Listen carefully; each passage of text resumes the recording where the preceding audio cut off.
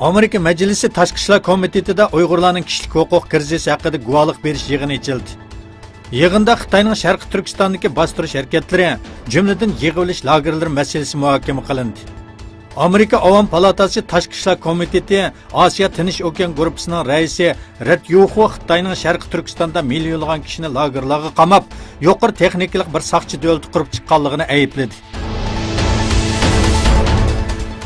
Xitoy ishg'oliyatchi doiralari 26 sentabr tuyuqsiz uqtirish chiqarib, Sharqiy Turkiston bilan Xitoy o'lkalari orasida poyezd belti setish to'xtatilganligini uqtirdi. Buning qachon asliga keltirilganligi haqida ma'lumot berilmadi.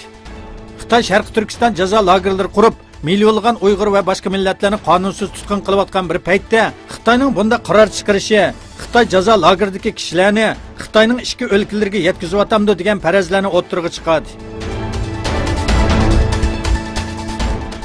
Gollandiyada faoliyat elib berayotgan Milliy kurash harakati raisi Oktay Durmaz va Gollandiya ma'rif jamiyati vakillaridan tashkil topgan bir hay'at Sharqiy Turkiston informatsion markazini ziyorat qildi. Hay'at markazimiz raisi Abdujalil Qarqash bilan Sharqiy Turkistondagi insoniyat tragediyasi va bundan keyingi hamkorlik masalalari to'g'risida fikr almashtirdi.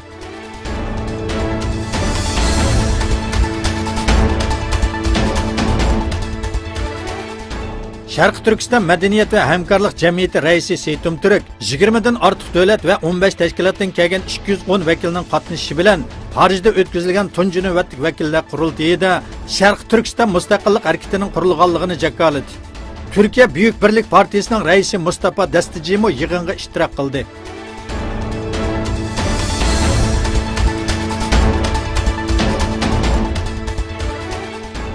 Birleşken Devletler Teşkilatı Kişilik Hukuk Komiteti 21 ovozning qo'shilishi bilan Yamandagi kishilik huquq dafsandachiligini tekshirish guruhi qurish qarorini ma'qulladi.